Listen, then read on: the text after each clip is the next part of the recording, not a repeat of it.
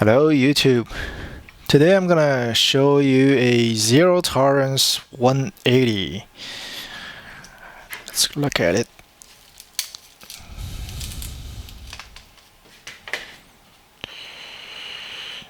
Et voila.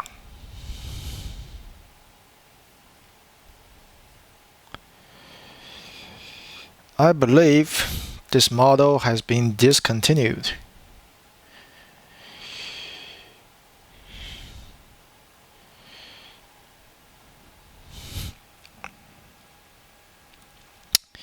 The real reason I bought this knife is because of the steel. It's a Vanadis 4 extra steel. It's one of those steels that it's very rare that you see in production knives. Actually, you don't really see it at all, except in this one. I think Knife Research makes also makes another knife that uses this steel, but that one is a 5-incher with a finger choil in the blade, which I don't like, and it's a lot more expensive. So save myself some money and bought this one. First off, let's look at the blade. It's a draw point, very well machined. It's got jimping on top of the blade, and I really like this part. It makes a very good flat point for batoning. And the coating is diamond-like coating, DLC. It's the kind of coating I prefer. If there is any coating on a knife, this should be the coating that they use, unlike the rubbish that Falkneven uses, which is which come off so easily and gets in the way of batoning. Whereas these coating, as long as you have a little bit of oil on them, they go through wood like as if they are part of the knife themselves. So the coating doesn't get in the way. Whereas the really soft coating on the Falknevens, they kind of gum up on the wood and just cause a mess, and they wear off like nobody's business. So DLC coating, if there's any coating on the knife, DLC is the one you want. Okay. Enough about the coating. The blade, 4-inch blade, vanadium 4 steel. Not too much to talk about. Pretty much a generalist. Doesn't really specialize in anything. 4-inch steel. 4-inch length is great for probably hunting and general camp duties. The handle.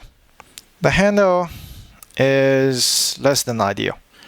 If you can see here, the fit of the scales is not flush to the blade material. So on the bottom, the scale is actually protruding a little bit. And I already taken the handle off. I kind of rounded it off a little bit. Otherwise, it was sharp. And then you can really kind of feel that as you're holding the knife. The part that kind of sticks out goes into your flesh, and it makes for a very uncomfortable spot. Create some hot spots. And at the back here, the scale is actually lower than the metal, so it's a little bit uneven. And then you look at the screws, the hardware. Look at how far they stick out. They're just sticking out, all three of them, on this side, and same thing on the other side. It is sticking out. So it doesn't bother me as much as the misalignment of the scales did, but still, it's not ideal. If you look at a different knife that uses screws, say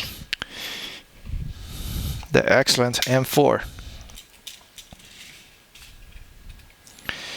Look at how flush that sits. Come on. This is what, 140 USD. Whereas this is quite a bit more. and you couldn't use proper screws for your handles? Are you kidding me?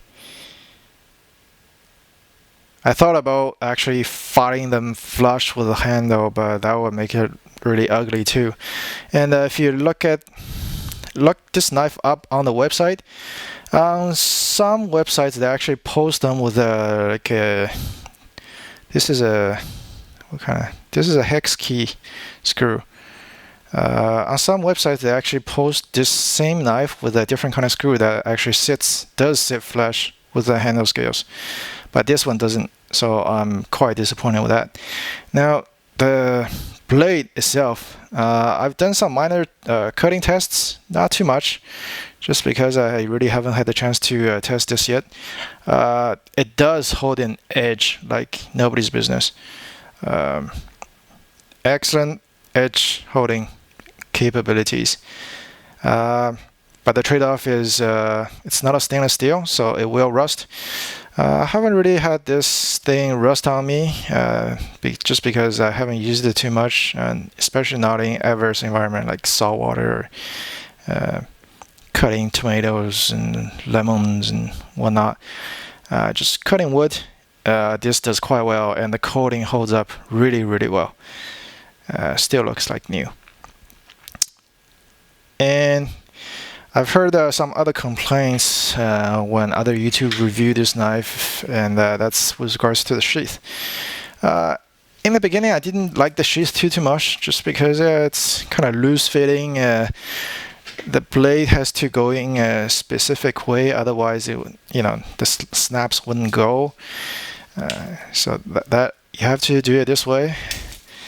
If you turn it around, it'll still go in, but it just it wouldn't fit in all the way, and then the snaps wouldn't snap together anymore. So for your lefties, you're kind of out of luck. But I'm right-handed, so works for me. And I really like these loops. They kind of drop leg-ish loops. So when you have it on your belt, it kind of contours to the shape of your body, and the handle kind of sticks out like that. It makes for a rather easy extraction of the knife. And if you do have a backpack on and have a waist belt, the fact that the handle is sticking out like this, it doesn't interfere with your waist belt, which I found is excellent. And there's a front pocket. I have in there a DC4 sharpening stone, which I haven't really used much. But you can actually put a full-size Leatherman multi-tool in there, and then it will fit. The Velcro will kind of come up a little bit, but it will fit in there. It will be a little bit bulky. Sheath is made in the good old US of A. So if that's a consideration for you, then this whole package is made in the USA. So go for it.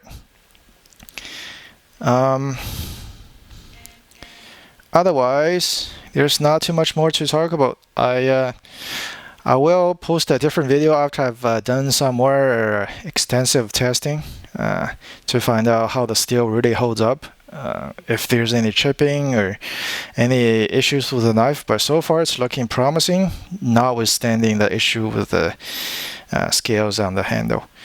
Screws, again, are not too much of an issue.